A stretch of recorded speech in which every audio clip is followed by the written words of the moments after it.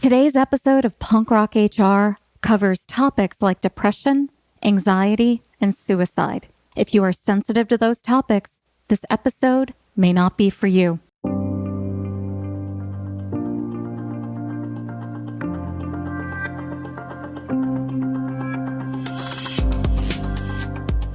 Hey everybody, I'm Lori Rudiman. Welcome to Punk Rock HR. Today's guest is Kate Yuan. For her day job, she's an enterprise software executive. Then, on nights and weekends, she volunteers at her county's crisis hotline and talks to people who have suicidal thoughts and ideations. It's a new year, but it doesn't mean that you or the people you love are a new version of themselves. Problems just don't go away on January 1st. If you're curious about what happens when you call a crisis hotline or wonder what it's like to volunteer there, well, please sit back and have a listen to my conversation with Kate Yuan.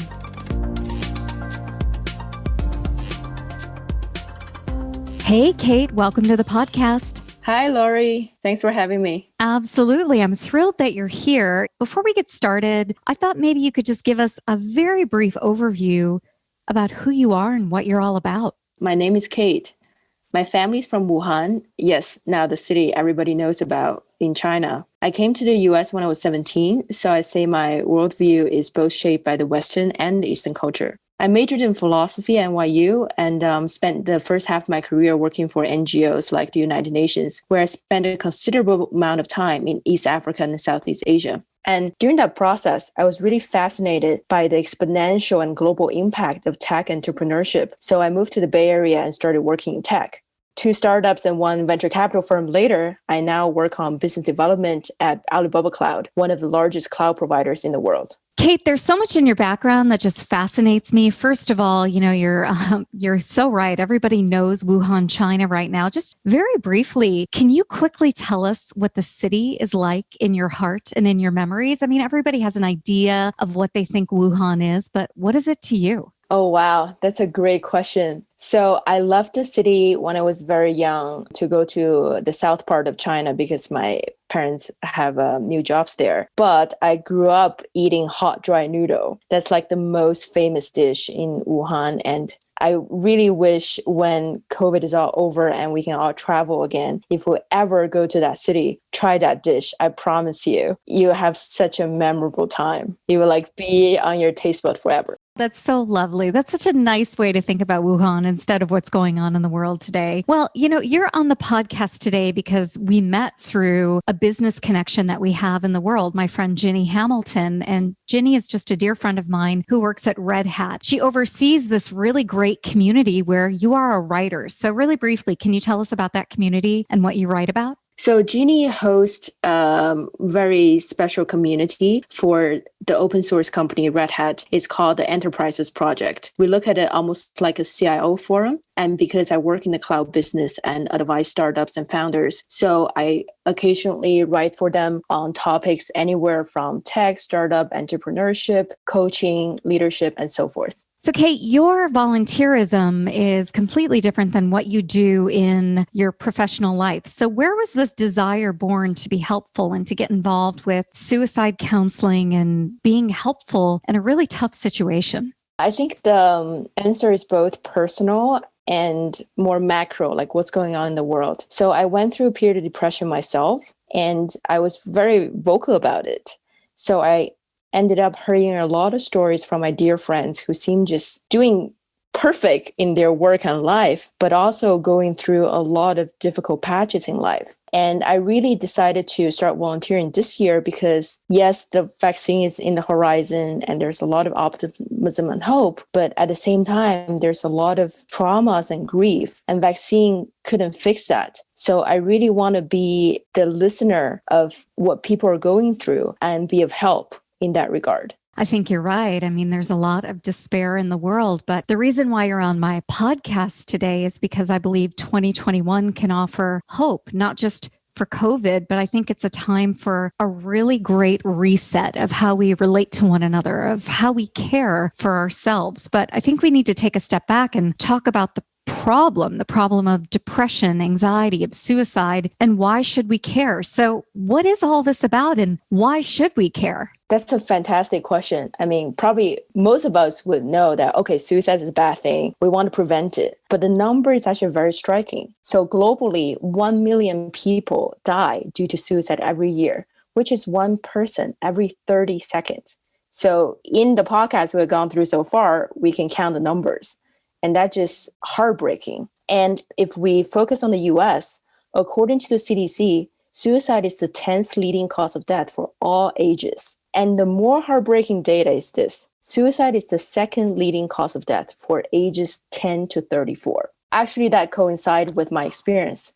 I often do get calls from young boys and girls who are in high school or college, or professionals in their early 20s or 30s. It just pains me when I think of the long future they have in front of them, but at the same time, the unbearable sense of pain and suffering they're going through. When you get calls from individuals, and I know you don't want to speak to the specific calls that you get or the specific people that you get, I think for me, there are just some assumptions that I have about the profile of the individual who's calling you. So maybe I think they have long-term mental health issues or are completely psychotic, but can you speak to that overall general type of person who calls a crisis line and needs some help? Or believe me, you're not alone. When I talk to my friends and family about this, that's often the first question they have too. You're right, some of them do have long-term mental health issues and some don't. But either way, most of my callers tell me they feel like they don't have anyone to turn to. Even loved ones might consider them quote unquote freaks if they share their suicidal ideations. Just like you said, people think someone must be psychotic to be contemplating suicide. So that's the really, really wrong conception. And I think we need two changes in the way we treat the topic of suicide. Number one, acknowledge that it's normal to feel suicidal. All of us can experience moments when life feels unbearably painful. And second, not only is it natural, we should welcome suicidal thoughts and feelings. Actually, whoa. I'm going to interrupt you. Sure. Wait a second, Kate. That is super controversial. We should welcome suicidal thoughts and feelings. I can imagine someone, well, nobody commutes to work anymore, but somebody's sitting at their desk listening to this podcast going, holy smokes, that is antithetical to everything I know about suicide. So talk to me about suicidal thoughts and feelings. Yeah, if there's any listener reacting the way you just described, I would say to him or her, welcome it, think about it, feel it, because emotions don't go away just because we resist them. Actually, they haunt us more if we do. So the more we can express suicidal thoughts and feelings, the more space we have to decide how we react to them. We need to separate feelings and actions. So I would go so far as in saying suicidal thoughts or feelings don't kill someone. It's the sense of shame and the resulting isolation and loneliness that destroy us. What is it like to be on the other side of the crisis hotline when you hear people calling and saying really heartbreaking things? How does that feel? I want to let out a gentle sigh because being on the other side of the crisis hotline is like being entrusted with the last bit of hope, hesitation, and request for help when life feels unbearably painful. These experiences really make me appreciate the courage it takes to be vulnerable, to confront our shadow and scars, our darkest moments, and even our most unlovable elements. But still, trust that with a stranger on the other side of the line and say, I do want to live. Please help me. So I really think the less shame and resistance we have around talking about heavy topics like suicide, death, and depression, the more connected we can be. And connection is really what we need in this ever-divided world. I believe holding space and offering support for such a conversation is the best thing we can do to prevent suicide. And good news, it's much easier than you think. Well, thank goodness it's much easier than I think, because I think it's incredibly hard. So tell me, Kate, how do you talk about suicide and how can you tell if someone has suicidal thoughts? The pace of change in the world of business is fast, and that drives incredible complexity for the world of human resources. Welcome to the HR Data Labs podcast, a series of conversations with experts inside and outside the world of HR on how to innovate, measure, and evolve our practices. Our goal is to help provide you with practical examples of how HR has to change to meet the complexity of the business environment. Every week, we'll talk to new and different voices on all aspects of HR. And at times, we'll get irreverent. Silly even. And sometimes geek out on the data and technology that underlie the processes that drive the world of HR. But the conversations are always insightful and fun. So please, enjoy the HR Data Labs podcast. The only way is to ask. I know it's going to feel awkward or even offensive to ask if someone is considering suicide. So the best way to have an assessment is to have a one-on-one conversation with someone in an environment where you won't be distracted and can focus your attention on the other person 100%. What if you think someone is going through some difficult patches? How do you start? I encourage everyone to be proactive. If you feel like there are reasons to be concerned about someone's mental health, reach out and start your conversation by asking this very simple question. How are you feeling? And let them talk. You can continue asking open-ended questions like, oh, what happened? How'd that make you feel? But the key is to use how and what to start your question in an open-ended way that welcome any answer, instead of a yes or no question or why question that usually make people defensive because they have to justify their feeling and thinking. What's the second key to all of this? How else do you think about this? The second, I would say the most important key is to resist your urge to problem solve. Oh man, I'm going to stop right there because all I want to do is problem solve for someone who's in pain, for someone who's hurting. That sounds counterintuitive, Kate. Yes, this is very counterintuitive, but it's so important. Do not try to give someone advice or dissuade them from the plan. And in my experience, this is the hardest part because as a society, we always want to be helpful, productive, constructive, and problem solving just all the time. But let's think about this. Why do we think negative emotions are problems that need to be solved? Why don't we want to solve the problem when someone's happy? Well, I think, nobody's really paying attention to other people's happiness, but when someone is sad around us, we're well-intentioned. We want to jump in and fix it. I don't know, Kate, what do you think? I'm totally with you. Even though it's well-intentioned, it actually shows our binary thinking that negative emotions are bad and positive emotions are good. So let's fix the former and encourage the latter. And that's just simply not true. Emotions are emotions. They come and go, and no one can be or should be happy all the time. Emotions are emotions. That's something that sounds really good on paper, but I struggle with that. I think emotions are something I should tackle right now. I don't know. Do you struggle with that as well? Yeah, this is why I said this is the hardest part, because I find myself struggling with this part a lot, especially when I'm talking to someone I know or whose story I can relate to. I just feel like I know how to fix it. Let me tell you. And once I fix your problem, your negative feelings will go away and they were done. But that's just simply not true because we can never really know what the other person is experiencing or has gone through. And many of the suicidal ideations or depressive or anxious thoughts are results of unresolved emotional traumas that perhaps even the other person are unaware of. So the trick here is to constantly remind yourself that the person you talk to can feel however they feel. You're empathizing with their emotions, not the story or narrative they constructed for themselves. That's the natural way you want to go into. Like, let me fix the reason behind your depressive or suicidal thoughts and you're good. But that's not true. And that's not how it works. And my favorite quote describing the state is by Dinar Crick. She says, "Oh, the comfort, the inexpressible comfort of feeling safe with a person, having neither to weigh thoughts nor measure words, but pouring them all right out, just as they are, chaff and grain together, certain that a faithful hand would take and sift them, keep what is worth keeping, and then with a breath of kindness, blow the rest away." This is the kind of comfort that we're striving for in our conversation. Wow. That is really moving and also very daunting. So as a counselor or just as a friend in a situation, how and when do you broach the topic of suicide then? That's a great question. So as the conversation gets deeper, as you keep asking about open-ended questions and just listen to them, you can naturally bring up the question, are you thinking of killing or hurting yourself? And do you have a plan? I care about you and want you to be safe. And the key here is to ask these questions. I know they're loaded questions, but ask these questions as naturally as if you're asking, how's the weather today? Well, I'm going to stop right there, Kate, because that has got to take some internal strength as a friend, as a counselor. And I just wonder, how do you ask those questions without having your heart in your throat? The key here is to not want to change the other person. I know this is going to sound counterintuitive again, but your job is to focus your intention, your entire attention on the other person during this limited time of your conversation. You're not trying to change how they feel. If at the end of the call, they still feel bad, they still want to kill themselves, that is fine. I know this is hard to take in, but it is.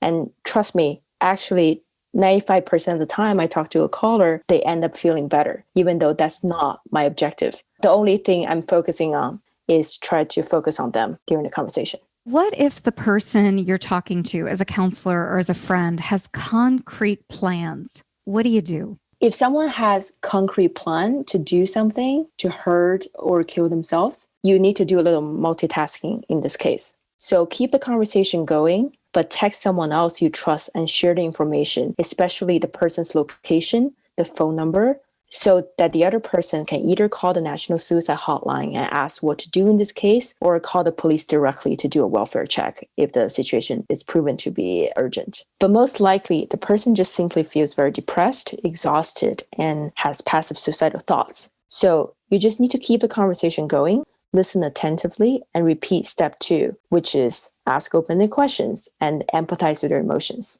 How do you end the conversation with someone? What do you say? You can usually end the conversation when you feel like the person's a lot calmer and more willing to share. And you can end the conversation by asking, how do you feel now? What do you plan to do next? Usually 20 to 30 minutes of attentive listening is enough to make someone feel a lot better. And that's almost 95% of the case for me. That's really good news and also surprising for me. You know, Kate, we just kind of went through a very basic conversation of what happens when you get someone on a phone call as a volunteer, or if I were to have a friend who is expressing suicidal thoughts. And I know I wrote down there are really 5 steps that we kind of covered in that conversation. Could you summarize those 5 steps again for our listeners just to clarify them? For sure. I call it the STARE.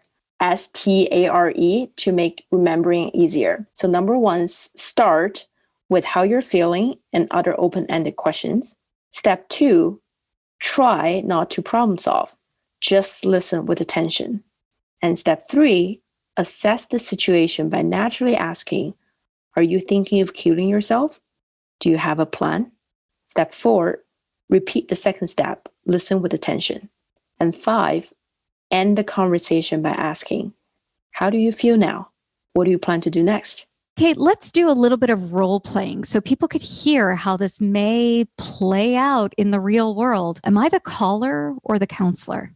How about you be the counselor and I be the caller? Since you already know the 5 steps, just follow it. You'll do great. Oh, okay. Just that easy. All right. The stakes are high. Holy smokes. Okay. So let me pretend as if I just answered the phone. What I love about the Workforce Agility Limited series by Cornerstone was we talked to executives and customers all about skills. Cornerstone has a wonderful background in learning and development, training, etc. Their LMS is world class, but they've centered the business now, not just on that, like building upon that, but building upon how everything has moved to the skills economy. So check out the limited series called Workforce Agility, and you can get it wherever you get your podcast. And it's just a wonderful series where we talk to their executives on the shift of why, and also their customers that are using it. So check it out whenever you get a chance. Appreciate it. Hello, this is Lori. How can I help you? Hi, Lori. I'm not having a great day. Oh, well, can you tell me how you're feeling? I'm feeling really depressed because I usually go home for a holiday and now it feels too risky to fly and I haven't seen my family for the whole year. Wow, that is hard. I hear you.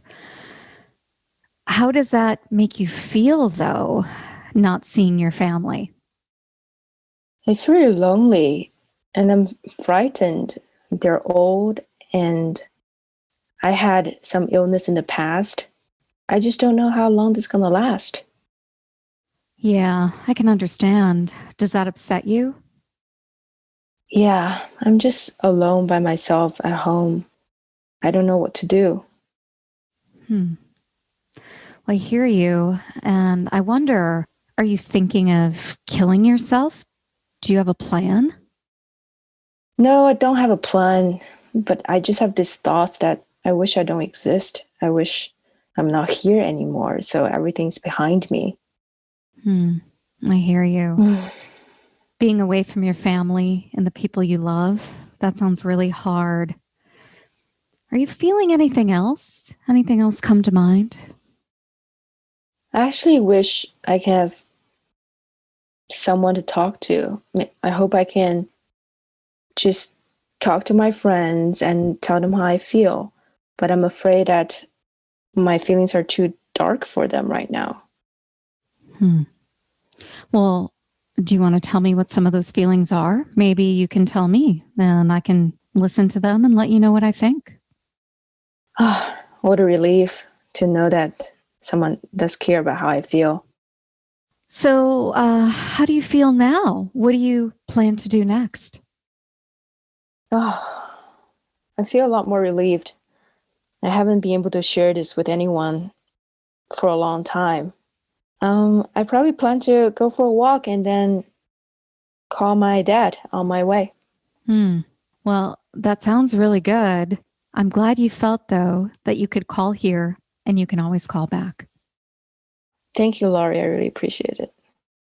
All right, Kate, you just give me a grade. Tell me how I did. Tell the listeners how I did. I'm really not working off of a script here. I've got the STARE methodology in front of me, but I don't know. How did I do? You did great. We're role playing. That's why I'm just coming up with like random scenario on my own. Someone with really depressive mood at the moment would either have a lot more to say or a lot less to say. But you did the right thing, which is ask open-ended questions, listen, or let there be silence if the other person needs a lot more space. I think the thing for me is that the silence was a little awkward and a little daunting. Does it ever feel that way to you? Oh, don't worry about that, because sometimes you even hear the other person cry for a long time. And all you need to do is just be there and maybe feel the silence with sentences like, I'm here for you. It's okay. We have a lot of time. You know, one of the things I was thinking about as we were doing this role playing is that this is so different from therapy. This is just a short-term fix. Can you talk a little bit about this and the difference between therapy? I encourage people to see a therapist. Just like when you have physical illness, you go see a doctor. For your mental health, you also need to see a doctor. That's a psychologist or a psychiatrist. So the counseling you and I can do is very simple and provide short-term relief, where we give our undivided attention to someone for a limited amount of time. I think undivided attention is such an interesting word choice, Kate. Why did you pick it? Because I believe attention is the most basic and powerful form of love. And the more love we give, the more we have. Remember, you're not trying to change the other person. It's okay if they don't feel better, and it's okay if they still want to kill themselves. But remember, 95% of the time, people tell me they feel better within a 20-minute call. And that's the power of love, of a simple, undivided attention to someone. As a result, it should not be draining for you to do a call like this. And it's much easier than many of us would have imagined. When I shared with friends and colleagues that we were talking today, and I told them that you volunteer on a crisis and suicide hotline, many of them felt that it would not only be draining, but also triggering for them in their own mental health. How do you make sure it's not draining for you and make sure to protect your own mental health? You are not the person you're trying to help. You can't completely understand what they're going through, nor solve their problems once for all. So I think the important boundary is your attention is with them, with their emotions for this call. After the call, it's over. There's a very interesting tradition in the suicide and counseling hotline where I work at. There's a little tree outside of the phone room, and we're encouraged to write down the name or the problem that's still with us when we finish our shift, and just leave that little card on a leaf on a branch. And once we walk out of the phone room, it's with the tree and no longer with us.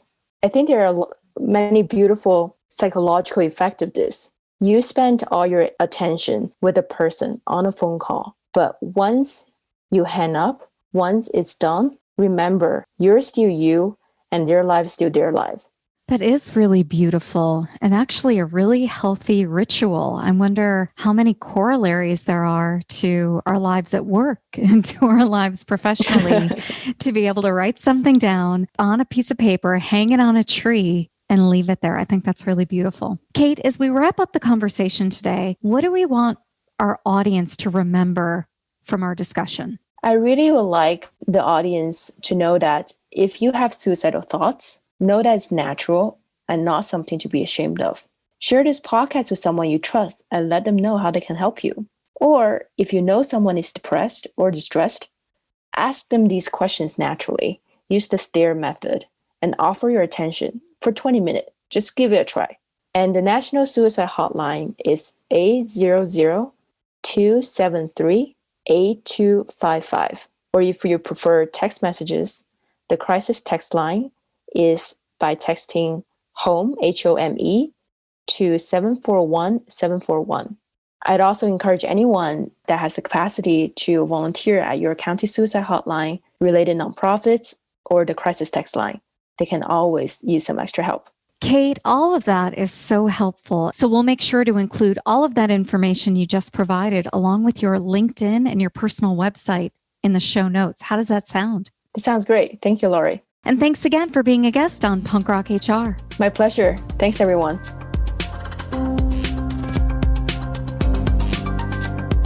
Hey, everybody. Thanks for listening to my conversation with Kate Yuan. I appreciated all the resources that she shared, and we've collected them in the show notes. You can head on over to punkrocHR.com for more information and to connect directly with Kate. I wanted to take a moment and say thank you for listening to this podcast. I hope you learned something. I hope you found it helpful, and we'll see you next time on Punk Rock HR.